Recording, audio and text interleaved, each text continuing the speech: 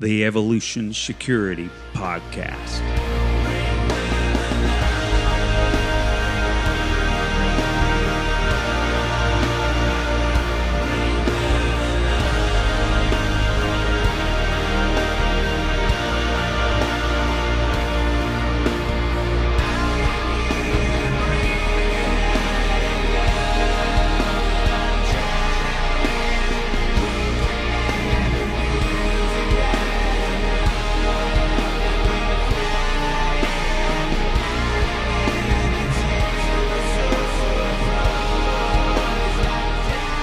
Good evening, ladies and gentlemen.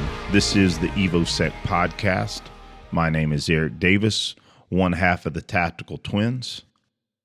Most of our listeners may recall that Aaron was about to have a neck surgery. Well, I can report that his surgery was a flying success. He now not only has bionic eyes from his cataract surgery, he now has a bionic neck. I guess we can now call him the bionic twin instead of just a tactical twin. Anyway, he is now home recovering and will be back on the show likely in the next couple of weeks, would be my guess. In the meantime, let's send him prayers and wish him a quick recovery and a quick return to the mats and the gun range. Love you, bro. This evening, we have a second return of a very special guest.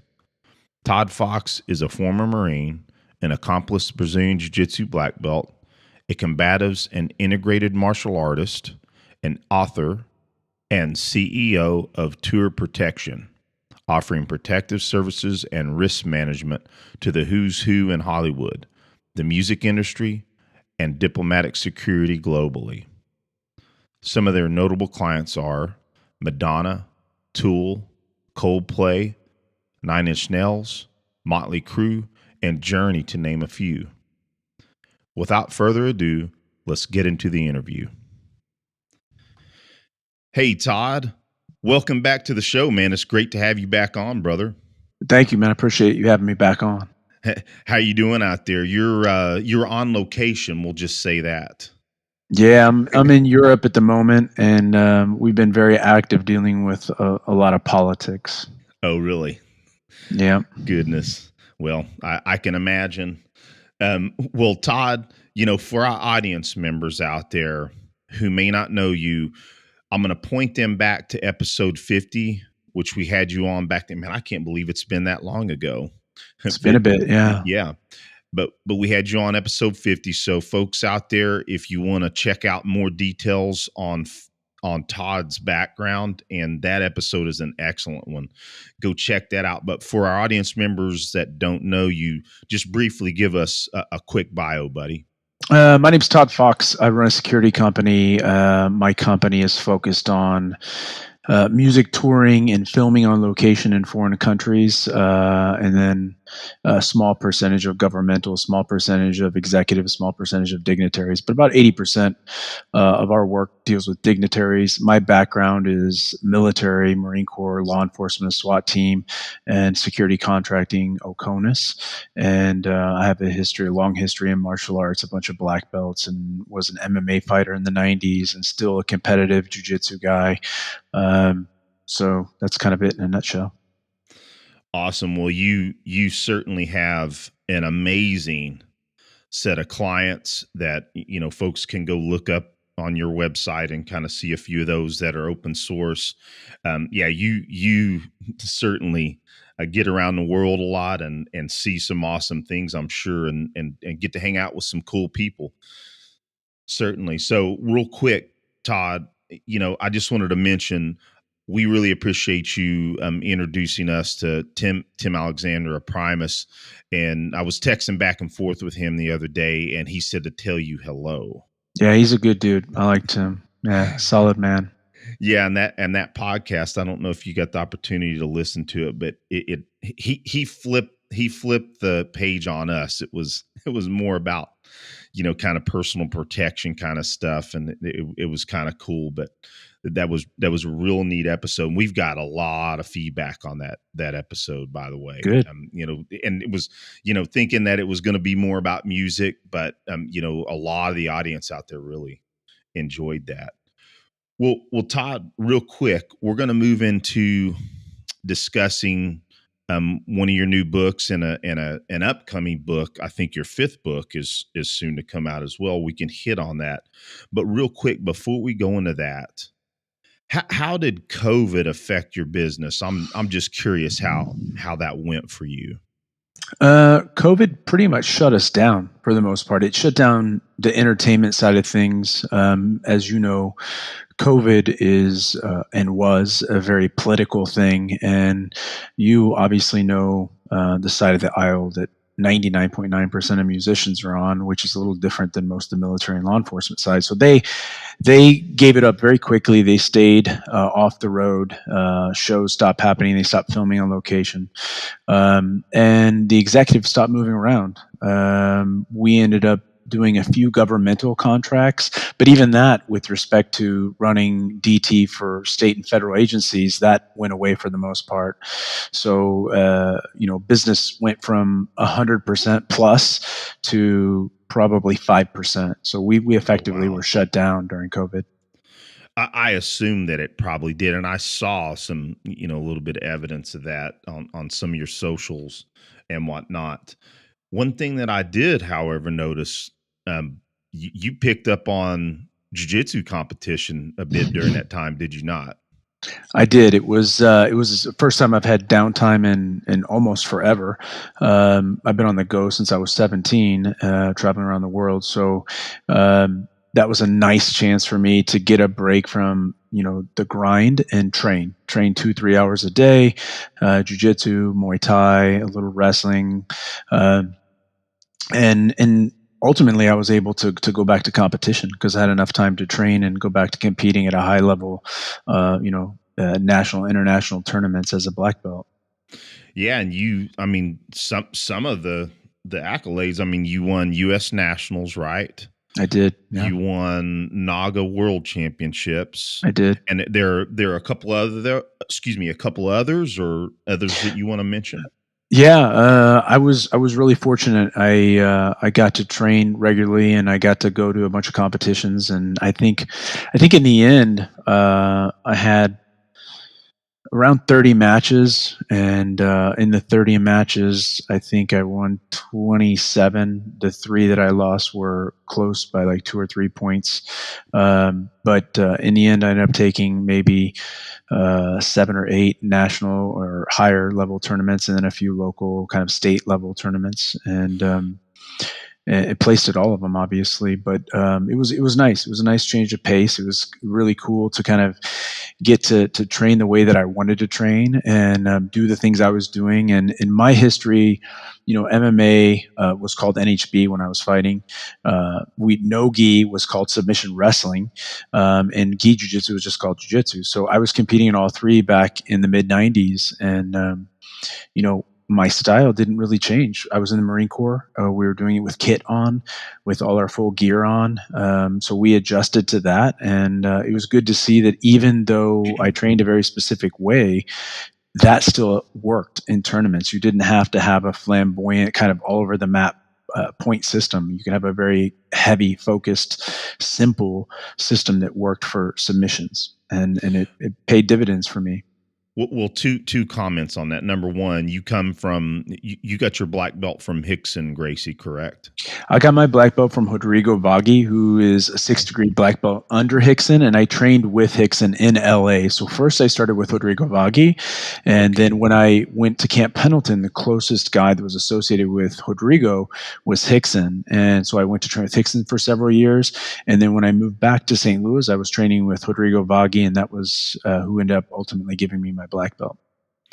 Awesome. And I think what I was getting at is to my understanding, of course, Rickson especially, but Rodrigo being that fundamental jiu-jitsu that we all knew, from the beginning, like you just said, it still works. It absolutely still works today. Now I'm not anywhere near your level. I did just get my purple belt this last year. That's a big step. Congratulations. Thank you, sir. It was a long road.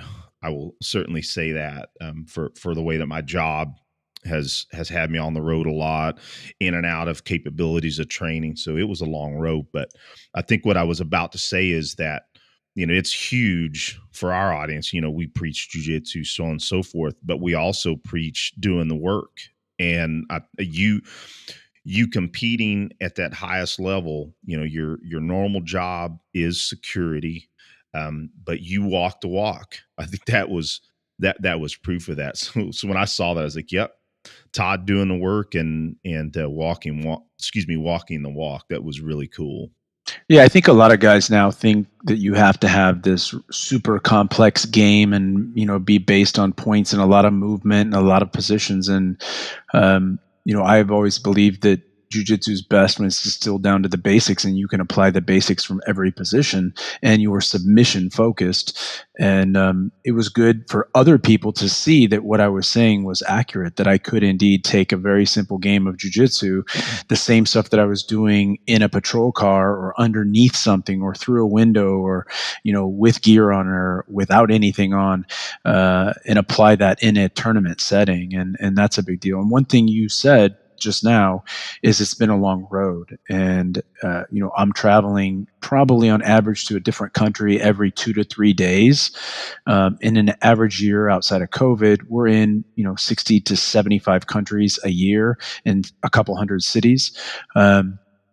It's always been a long road for me. And I think jiu-jitsu in general is a long road. The road doesn't stop. I've been a black belt for like 16 years and it doesn't stop. I still have to train. I still have to learn. I still have to understand where the threats are coming from and what they might be. And I still have to deal with that. And I have to keep my timing and I have to keep my conditioning and I have to keep my mind sharp. So jiu-jitsu doesn't stop. It never ends. And one of the coolest things about it is that you really can't master it. I hear a lot of people talking about masters, and in my mind, there's no such thing. Like, we go after it and we attain certain levels. So when they say master in terms of a rank, that's fine. But like, no one masters jiu-jitsu. It's a lifelong pursuit.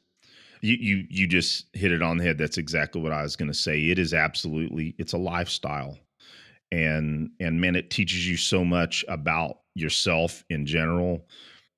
How to deal with pressure. You hit it on the head. I mean, I was just on the road for back to back for roughly around a month and a half. And even though I was still working out, found time to get on an open mat at one point. But boy, I was back this last week and I helped run the 0600 jiu-jitsu program at my gym. And I quickly noticed when we were drilling and then rolling at the end, I'm like, man, it's crazy. You cannot just, work conditioning and strength stuff on the road and expect to maintain jiu-jitsu condition. And it was evident. Yeah, the timing goes away, and specific small muscle and stabilizer groups that you use for jiu-jitsu, those go away. And then the bigger thing that goes away is how quick you're connecting points in your mind. And so the mental component is so critical. When your mind is conditioned to dealing with very specific struggles that occur in jiu-jitsu, you're used to seeing it and you're able to fire very quickly. When you go away from it, you don't have that. And so it takes time to get that timing back and that kind of mental fight back in you. Get that myelination connected again. It is. Yeah. Build new synapses and maintain them. And just, that's recognition prime decision making from Klein. That's exactly what that is. Let's take a quick break to mention Tenacor, who we're very honored to have as a sponsor of our show. They are the most innovative holster and carry solution producer in the market. Now, my current carry rig is a Glock 48 and a Khartoum 3. I also carry an extra mag and an Abdo AIWB mag pouch. And then, of course, there's the awesome Zero belt. Now, the Khartoum 3 is actually designed well for both appendix or hip inside the waistband carry. The key is the multiple ways you can adjust the camming bar, the cant, and the ride height. This allows it to be actually equally suited for both carry methods. The Abdo mag pouch is equally adjustable and thoughtfully designed. Now, the Zero belt. If you don't need a holster, at least grab a Zero belt. There is nothing like it, period. Now, I've just mentioned a few items here, but they have much, much more. And lastly, Tenacor wants you to be satisfied. If you aren't satisfied, they'll refund your money and pay to even have the product sent back to them. You can't lose, so go to Tenacor.com for carry gear that's as good as it gets. Well, listen, buddy, I know we got a little bit of a limited time due to your schedule, so let's jump in. You just had a book come out, Protective Perspective, correct? Yes, sir. I have it on order. I have, just full disclosure, I haven't read it yet, but I'm well in tune, I believe, with what the book's about. But man, can you describe for our audience what that's about? And of course, I'm going to have ways to purchase that in the show notes so folks can go out there and grab that. But yeah, tell us a little bit about that book. Yeah, so historically, the books that I've written have been more like field manuals. So they're about theories and concepts and ideas, and really they didn't have photos, illustrations or diagrams, but no photos. And so I had a lot of people that were looking for photos and they wanted to peek behind the curtain. And, our business doesn't really permit that. So I can't give away too much. But I had a client that I worked with for many, many years. And I had talked to him and said, hey, I'd like to stop every once in a while and snap photos over the course of this 3-month tour. And it was the first tour back on a big, rock tour, 15, 20,000 people a night. And he said, yeah, no problem. I'd love to. I'm really interested in what you're doing and I want to support it. And so occasionally we would see bits and pieces of our security structure in play and I would snap a photo. And so what I ended up doing is making something very simple for people that aren't really into security, but they want to kind of see how it works from a general perspective. And basically what you have is a book where you have a photo of something that's occurring or something that will occur, and that captures it. And then you have on the adjoining page a summary that kind of gives you some insight into what that is that's happening in case you can't really pick it apart. And we do that, on everything from private jets and tour buses, backstage, dressing rooms, training time, hotels, all of these different things, emergency functions, security functions, arms functions. And it gives people exactly what it's called, a peek behind the curtain. So that particular book, Protective Perspective, is written kind of as a coffee table book. And it's not just an instructional. It's more of just a peek. And, we've had some good success with it from people who aren't in the security industry, who aren't in the military, who aren't in law enforcement, who really are just wanting to kind of see what it is that we do and how we're connected to the big picture. Well, and Todd, to me, being a musician, you see my drums here in the background. To me, it sounds like it's awesome art. And that's, I think, what I look forward to. I've seen some of the pictures, and correct me if I'm wrong, you just took them with your iPhone, right? I did. It yielded a great result. I think we're happy with the result. The people that have responded regarding the book have been broadly happy. So, it gives you a perspective that you wouldn't otherwise have. It's not an audience perspective of anything. It's more of an artist perspective, how they see things, how the protection detail sees things, how the management group sees things. It gives you some insight. So if you didn't know anything about the industry, or you knew something about the industry from the outside, but wanted to take a peek from what it looks like inside out, this gives that. It really offers some insight into areas that people aren't familiar with. Oh, I'm looking forward to it very much. And I just want to mention for the audience out there, Todd's other book that is excellent, by the way, Protection from and for and from Humanity, right here. If I can get that in the camera there, kind of hard to see. But yeah, I'll have that in the show notes as well, because this is kind of like a manual. That's a field manual. Yeah, that's about systems and processes. The cool thing about that book, from my perspective, is it was written for the everyday person. You don't have to be a security person, and it's written for you to protect your business, to protect your family, the systems, the processes, the ideas, the way that you need to look at your situation, your environment, and all of those systems and processes really come from the military, law enforcement, protective service operations. They're not super complicated. I've distilled them down into common sense approach, and anybody can get that book, learn something from it, and then be able to apply it that same day. Oh, absolutely. I really, really think this is a great reference for a lot of folks, including myself, whom have a background in some of this. I wanted to mention that because if folks are going to grab your new book, they should grab this one as well, because then they'll have both a manual and this artistic representation of what you do as well. So yeah, go grab both books. It's interesting that you say that too, because I was sent 2 weeks ago a note from a friend. It's like, hey, did you know you're a visual artist? I'm like, no.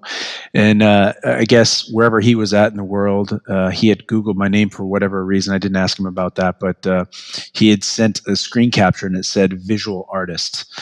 So I like that. Maybe the book created that, but it's funny. I'm used to being an artist as a martial artist, but not a visual artist. So yes, there is an artistic component to that book that doesn't exist for my other books. Well, I mention this on a fairly regular basis because I believe it represents myself and my brother. Miyamoto Musashi said that you should practice art outside of the martial arts. So, pretty much it's in that same realm, right? I think so. And I think it changes your perspective, how you look at stuff, how you analyze things, how you see it. It gives you alternative lenses. And that to me makes you more valuable as a human. You can see things from different perspectives. It allows you to interact with different people in different ways. It allows you to kind of search or scan the environment for something that has beauty or some type of understanding. You're trying to understand things that maybe if you didn't look for the artistic side of it, you wouldn't be able to understand. You just discount and move on. And so you miss things in that. Well, Todd, I think it's very comparative to how important a liberal arts education, the real liberal arts, like we're kind of talking about, the classics, art and, understanding literature, all these things people, I know when I was younger, I thought, that's for the, that's for the artsy people. Now I was an artist back then as well, but I did not realize how it affected me mentally. How it affected my overall creativity, not just with art or music, but also creativity in the way I write curriculum, for my firearms and combatives curriculum. I believe that artistic background has allowed me a more creative mind when it comes to even stuff like that. Your thoughts on that? I agree. So I don't have an arts background, and I have a very classic, structured kind of German, Austrian approach to many things, except for vacation or any type of downtime, where I like to do the opposite and be loose and relaxed. But when you look at war, when you look at fighting, when you look at any type of combatives, there's the science of how the body moves, right? The body moves a very specific way. There are weaknesses in very specific points. So the science remains pretty much the same for most everybody with a few anomalies. What is different is how you approach that science, how you're going to set up your attack, how you're going to make the attack, how you're going to confuse somebody. That's art. And that's why it's the art of war, not the science of war. And so I think the value of art in particular for me is to see the asymmetric approach to something, right? As opposed to just create this box and say, you must do it this way. It has to be conventional. And when I came up, I was coming up in a realm where everything was very conventional. And then I got a taste of, an asymmetric, non-conventional approach and thought, wow, it's much easier to adapt to things if you can take this approach as opposed to just a rigid kind of structured approach. And, accepting those asymmetric approaches really helped me personally dealing with entertainers, because they certainly have no structure. They rarely use logic or reason.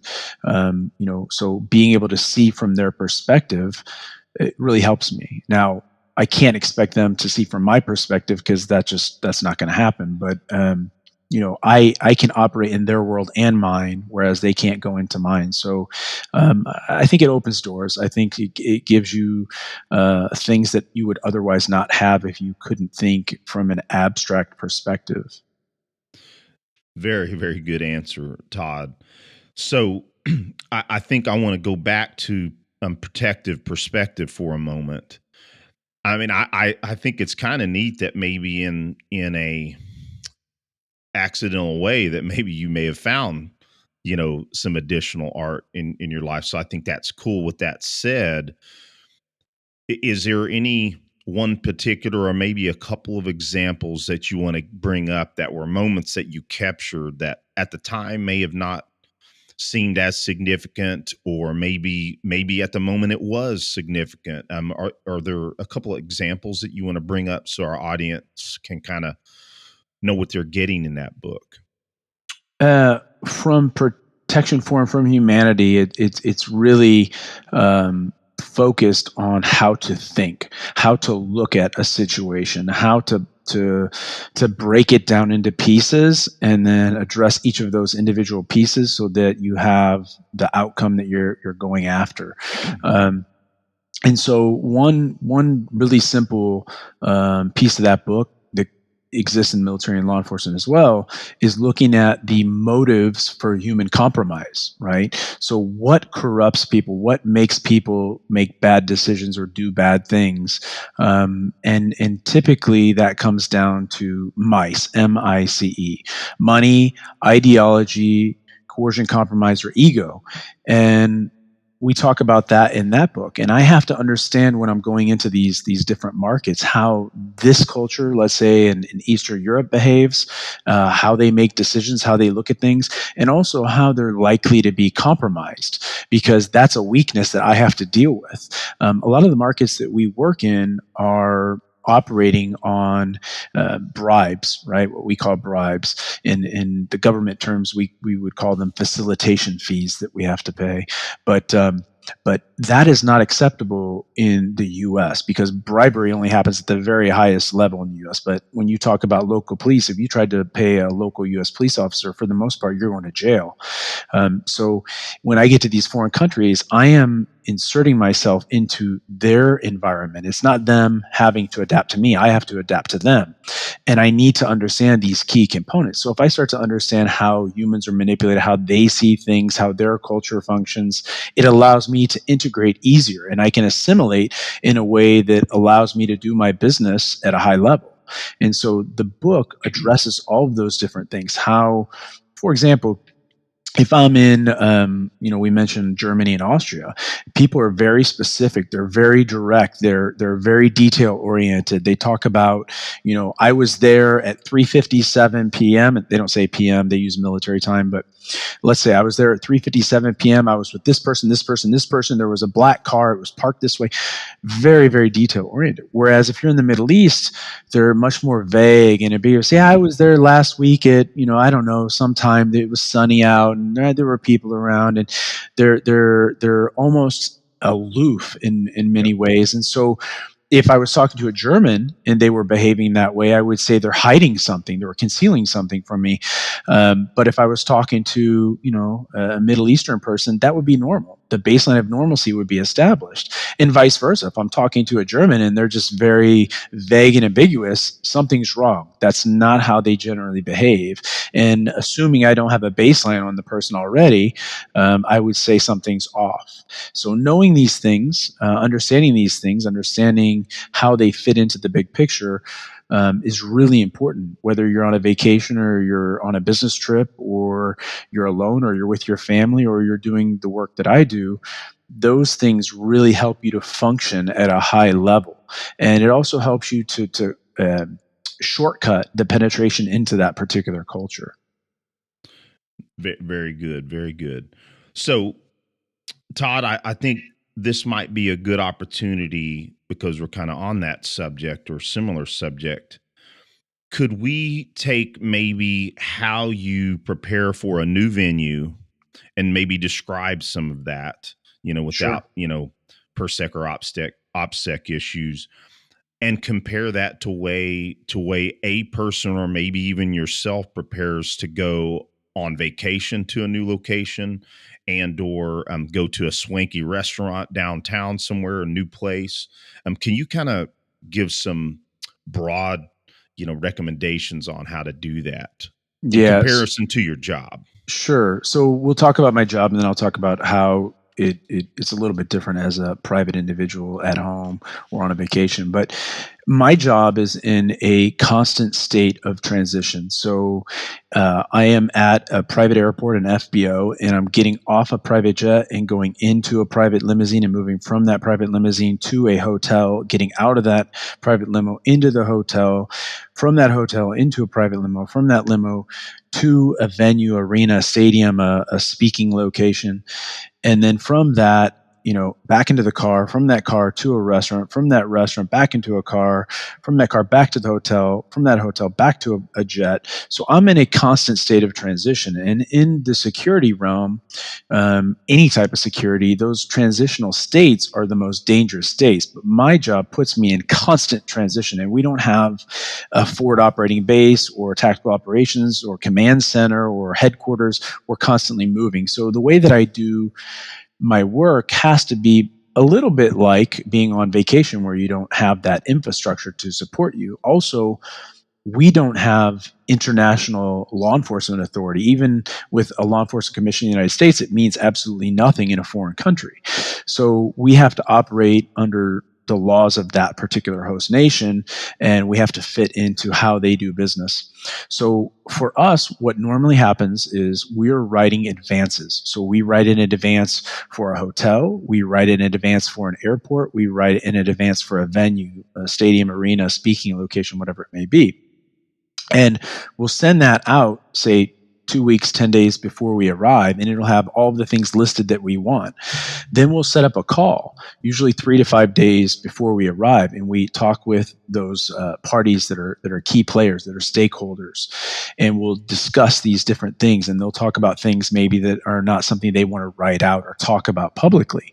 And then on day of, we'll typically have an advance person. They may be there 2 or 3 days in advance, and they're doing physical walkthroughs, and they're taking photos and videos, and they're putting together an advance package and then sending it back to us. And that will have all the details on the venue, on the hotel, on the private airport, on the restaurants that are likely to be visited, on the tourist sites they're likely to go to, on the key players that we're going to be dealing with. So we have their face and their name and a little bio on them. So that gives us some backstory. And then we have the actual application of that. So once we're on the move, we got that package, we've looked at everything, we have an advanced person who's our contact, and they're walking us through the process, but ultimately we're protecting the principal. And then after that, we're moving on to the next location, and we're leapfrogging with an advanced guy or a local national who's helping us. So a big part of that transfers over to the private sector as a private citizen going on vacation or having a business trip is just the advanced preparation component.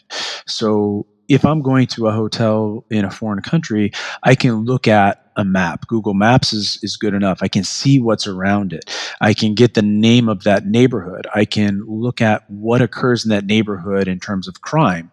I can go to the State Department site and pull a crime and safety report and look at what the common crimes are in that country. I can look at what populations are like. I can look at what networks are like. I can look at phone lines. I can look at all kinds of data and figure out how things move in that country. In my case, I'm going to all of these countries over and over and over again.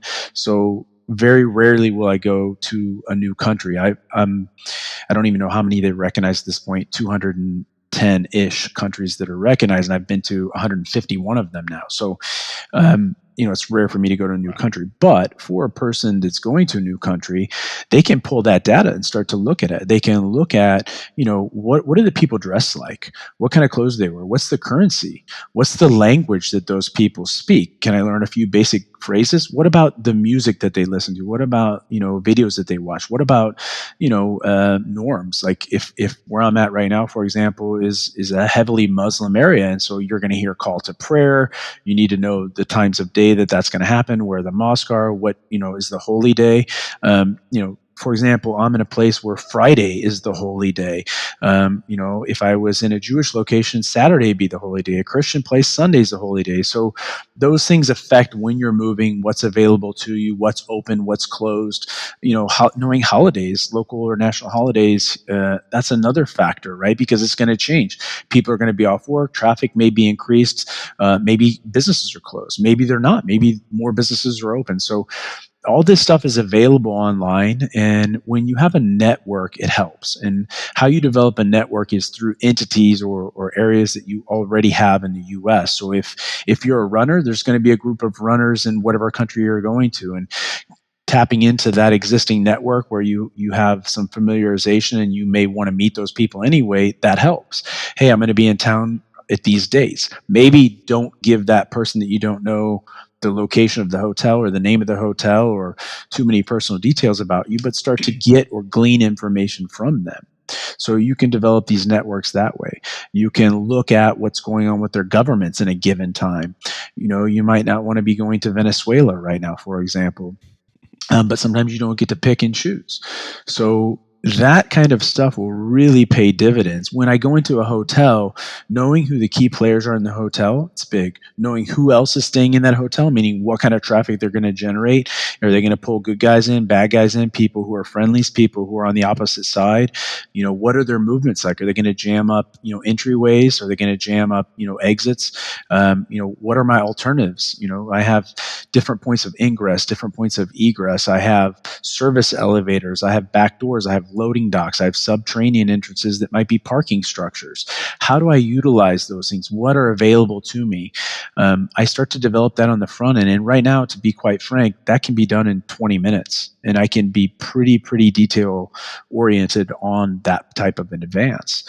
So as a private citizen, if I'm going on holiday or on vacation, I can go online, collect all this data and information. I can cross-verify it with another source. I can look at a topographical overview of it. I can look at the street view.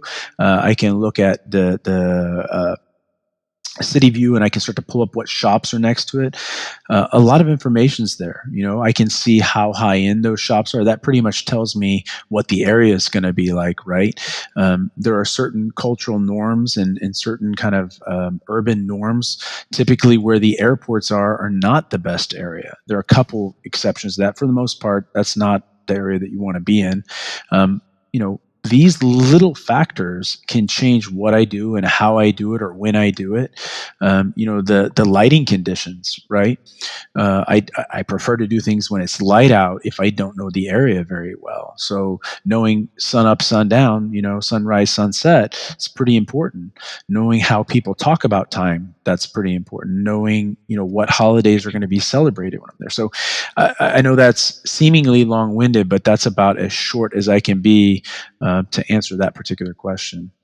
Well, and Todd, I think it's important, and I say this all the time. I was listening to another podcast from another gentleman, Lee Weems, a good friend of ours, and I was driving, back and forth to work when I listened to this podcast. Now, there was good enough information where I said, hey, I've got to sit back down and write some of these notes down of stuff I want to follow up on. And I did that later in the afternoon. I think it's important for audience members out there when they hear some of these recommendations that Todd is making, sometimes it's good to grab the notebook and make sure that you follow up on some of these aspects in case it's something you need in your practices. That said, Todd, speaking of hotels, I think it would be a good opportunity, maybe if you could make some recommendations for folks out there traveling that may not be used to traveling a lot. Like what rooms you would prefer yourself, position with inside the building, just little SOPs that you go through personally that could help audience members out there? Yeah, that's going to be very different than what I do for business because, for example, ideally, I would be located on the second or third floor, something that I could jump from and survive, or something that I can tie together sheets or other string-like cables, cords, whatever I could find, and actually get down without any serious injury. In reality, in my case, we're dealing with really high floors because that's where presidential suites are. Presidential suites are not on the entry level floors. But if I'm thinking about an average person, I'd want to be on the second or third floor. I would want to stay in a hotel that has some type of key card controlled elevators or lift systems. I want to make sure that the emergency exits are crash bars where they can't go in reverse order. I'd want to make sure that I am down the hall from the elevator or lift. Normally that means, one, you're not hearing all the noise and people aren't randomly picking your room and then jumping on the elevator after they do something bad. It typically means you're closer if you go toward an end to a stairwell. So getting out is better. So when I'm thinking about that, I'm thinking about what floor I'm on, where the room is in terms of the wing of the hallway, where the stairs are, where the elevator is. I'm thinking about what's in the room. How is the room structured? What barricading assets do I have in a room? If it's two beds in the room, which bed am I sleeping on? How close is it to the glass in the window? How close is it to the door? Is there a bathroom between? Is a bathroom on the other side? Do I have tables and chairs that I can utilize? What electronics do I have in there? What kind of cables can I use or cords can I use in the room? That's how I'm looking at a hotel room for me. And it takes me 5 minutes to do it. And, 99% of the time, nothing is going to happen. But the 1% that it does happen, I'm ready to go. I'm not stressing. I'm not panicking. I'm prepared. Yeah, and you've already thought through it. I think that's something that we emphasize on this show a lot is that as long as you've thought about it, visualized, rehearsed it in your head, man, you are way ahead of the game. To me, one of the excuse me, goodness gracious, get choked up in a second. I try to do that. Anytime I'm traveling myself, I try to choose my room, and sometimes it annoys my colleagues because I'm up there holding the progress of other people, including them. But it's just so important to me that I set myself up for success whenever I can. So, I travel around overseas as well, so I try to use all these principles as best I can whenever I'm traveling, because sometimes it's really nice in the area I'm at. Sometimes it's not so nice, Yeah, and violence and problems can happen anywhere. And in fact, if you have a political leader in your hotel, you have a higher chance, a higher likelihood of having those kinds of problems. Typically, higher end hotels will have security infrastructure already in it. But, on your own, you can do a lot. You can do what we talked about. It can be done in 5 minutes. It doesn't take a lot of energy. You could do simple things like count how many doors from your door to the stairwell, right? And if there's smoke and you can't see and you're crawling, you can count a doorway to the next doorway to the next doorway, and now I'm going down the stairs. So, a lot of stuff that you can do is basic, it's simple, it's common sense based, but if something happens, you will survive, whereas people that didn't do it probably won't. Yeah, very, very, very good point. So Todd, I'd like to make sure, because we're going to get close to your time. You got to go in about 15 minutes, right? I do. So let's jump real quick to communications. I've, of course, audience members know that that's a big aspect of my life, both professionally and amateur radio that I also got into for emergency communications. Without getting into, of course, OPSEC or PERSEC issues, can you talk about your guys' communications systems and plans, however far you want to get into that? Yeah, we usually have a 4 to 5 tier communication plan or structure, and normally most of our work, depending on where we're at, is on radio. So we'll have radio systems, and assuming that we can coordinate frequencies properly. Sometimes it's legal, sometimes it's not, but as long as we can get freaks that we can operate on and have secured and encrypted, we'll use that. Sometimes in certain environments, they'll jam networks, and they'll jam networks for a number of reasons, and that includes cell phones. So our primary may be a radio, our secondary may be our cell phone or personal communication device. Our tertiary tends to be a mesh net, and a mesh net will function off of something like Bluetooth. And depending on what the sightline distance is and what kind of structures you have around you, if you have really thick concrete walls, it doesn't work so far. But for us tested, it'll work from 20 yards out to 150 yards with one system, and another system we have out to a quarter mile with this mesh system that we utilize. So that way, if they jam the frequencies for the radio or the phones, we're able to use this tertiary method. And then you get into other methods like safe havens, dead drop locations where you're dropping a note and moving, and let's say it's not at the safe haven, but that point is where you can make a dead drop, you leave a note or whatever. And we have very specific TTPs on that, but we'll leave a note at a certain spot, and then we'll move on to the safe haven or rally point. So those are things that we normally use. It's not often that you get networks jammed up, but when you do, it goes bad real fast. Well, Todd, I was assuming that you probably had dealt with jamming, or that's a possibility that you guys have to have a contingency for. Makes perfect sense.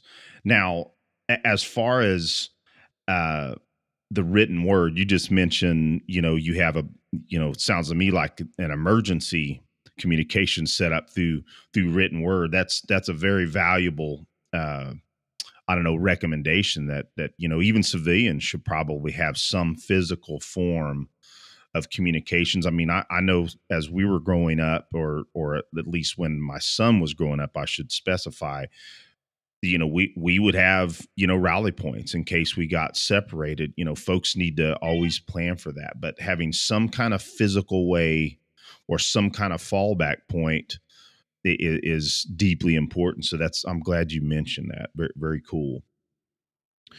So Todd, I think one other question I was going to ask, I don't know if you want to get into this, but again, this is for, kind of for folks out there that travel, and sometimes it's not a good idea to have a weapon. Obviously, in some cases, I'm sure that there are many times when you may not be able to have weapons yourself. Are there any situations where you feel like, hey, I probably need to have some form of an improvised weapon? And is that something that you have to deal with, or something that you sometimes have to plan for? Yeah, we deal with that because we're traveling internationally a lot, and very few places where you can legally carry a firearm for us. We have some exceptions to that through certain loopholes, but for the most part, we have human holsters in the form of a local national who carries right next to us, and they could say carry a weapon on their person and then carry a weapon in a bag that's right next to you. So you would have, in an emergency, you would have immediate access. But there are a lot of other things, ceramics and similar, that we can fashion and utilize and move from point A to point B. Also environmentally, there are a lot of things in everybody's environment, typically with respect to safety, tools that you will be able to find everywhere and utilize as a weapon. But for the most part, with the people we're dealing with and the places that we're going to, we have firearms. That's the norm. It's very difficult to beat people with firearms without them. It's not impossible, but it's very difficult. So that's the way that we tend to go. But individually on our person, we will have other tools that we can utilize. Might not be their primary function, but it will become their primary function if things go sideways. Yeah, I figured so, and I do remember you talking about it, and I was like, well, that makes sense. That in the locations that you can't have firearms yourself, you have your network, right? You have your network of folks that can be on the ground with you. That makes perfect sense, and of course, that's you doing your job, having that capability. and I've also heard you mention several times that, hey, if shit does go south, then it's not a good thing. Your job is to prevent it from happening ever. Prevent a situation from happening ever. Correct? Yeah, everybody likes to think of my job as fighting and shooting and driving, which are all really cool and really sexy things that I love. I love all those things. But the reality of my job is to prevent that from happening. So we create a bunch of layers so that it doesn't happen. And if it starts to unfold, we're already gone before it gets to the point where it's nasty. So that's what should happen. If I get to the point where I'm fighting, I do have the skills to have a physical fight, a gun fight, some type of driving engagement. But the reality is that, we don't want that, and we should be gone away from it. Our primary objective is to extract or remove the principle from that environment and to see it early on. So if we get an early ID on it and believe that it could unfold, we remove them. There's no reason for us to take the risk.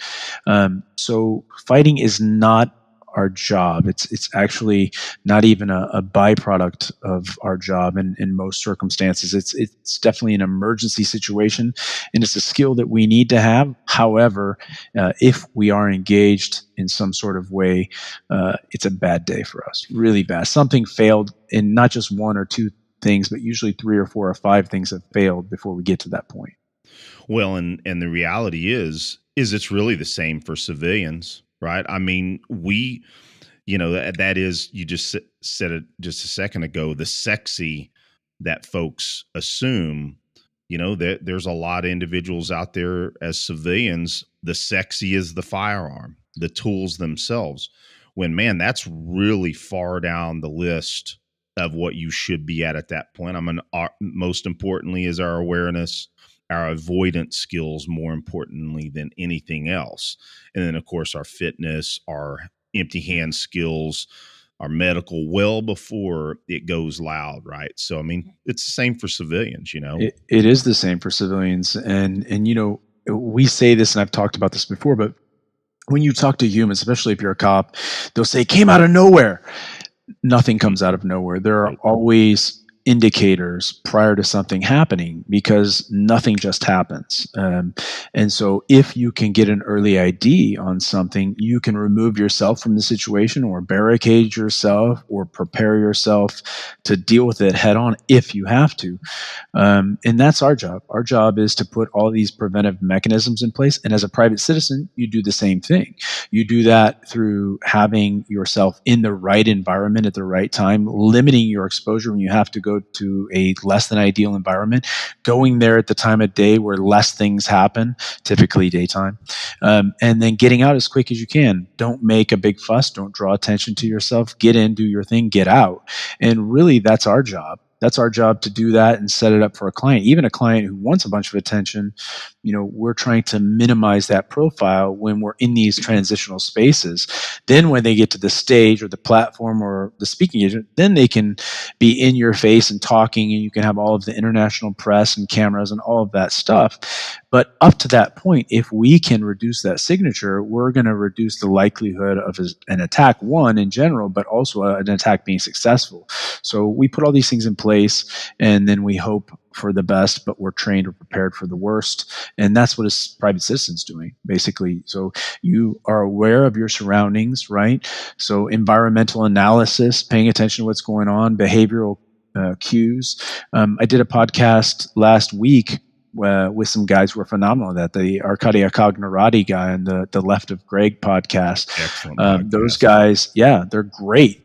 Developed the Marine Corps Combat Hunter program. They're really on top of their game. I would advocate for anybody, private citizen, military, law enforcement, whoever, the human behavior techniques and ideas and concepts that those guys teach can be immediately applied in daily life. So that kind of stuff really sets you up for success. Then having hard skills, being able to shoot and fight and drive and do all that stuff is good. Even more important, as you have acknowledged already, is training a martial art. It conditions your body, it conditions your mind. I'm not uncomfortable if somebody takes me down and gets on top of me. I'm pretty relaxed. I'm not uncomfortable if somebody punches me in the face. I've had this done many times. It's normal. You got to get that conditioning, and the only way to get that is through exposure, which equates to training, right? So our job is very similar to the life of a civilian, except we take extra time to do it. So well said, and I'll second that. I'm just getting bit. I had not known about the Left to Greg podcast, so when you had said you were on that, I jumped on it and listened to it. Excellent podcast, and I'm going to put that in the show notes as well. Yeah. I mean, what's interesting about this realm of podcasting, and we'll start to close out so you can get to your work, is that we have no qualms with pushing other podcasts. I mean, we are not really competing with other podcasts as much as we just want to put information out there. And man, when I find a new podcast, I'm always pumped. So you gave me a new podcast that I can really get into. So thank you. So yeah, I think that's great for anybody. Yep. Any of your listeners or viewers. Human behavior is involved in everything we do, everywhere we go, in every single person's life. So these guys are giving tips and tricks on that, and they talk to the best people in the business, and they're studs and they're smart guys, and they've been in bad environments. So that's a great asset for anybody, in my opinion. Yeah, awesome. Well, listen, Todd, real quick. Of course, I'm going to have it in the show notes, but sometimes folks just want to hear it. Helps them out. Tell everybody how to get in touch with you, or get to your actual socials, all that stuff. Go ahead and give that plug. Sure. So our company website is tourprotection.com. Tourprotection.com is a site that you can go kind of look at the basics of what we do. And our clients that list us, we list them. So we won't list governmental, we won't list executives or dignitaries, but the entertainment ones for the most part are listed. So you can have a look at that. Look at some of the training that we do, see some news, see some podcasts that we've done. And then on Instagram, we don't have much of a footprint, but we are at Tour Training, and give us a follow there and have a look at the content. If you like it, let us know, and we'll excellent keep content on there for certain. Well, Todd, it's been a blessing having you on the show again, brother. We need to have you on more anyway. So thank you. I appreciate you having me. It's good to talk to you again. Yeah. And too bad my brother couldn't be here today, but he's, as I said before the interview kicked off, is Aaron is recovering from a neck surgery.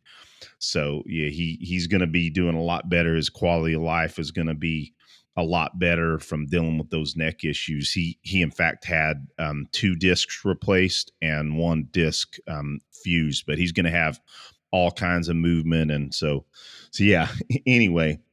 Good. I wish him the best, man. I'm sure he'll have a speedy recovery. Yeah, he will. He's already out playing his guitar. He sent pictures. He's got it's good stuff. Yeah. Well, Todd, have a blessed day, brother. You take care. Thank you. Now. Same to you. I appreciate it. Good seeing you. Bye-bye.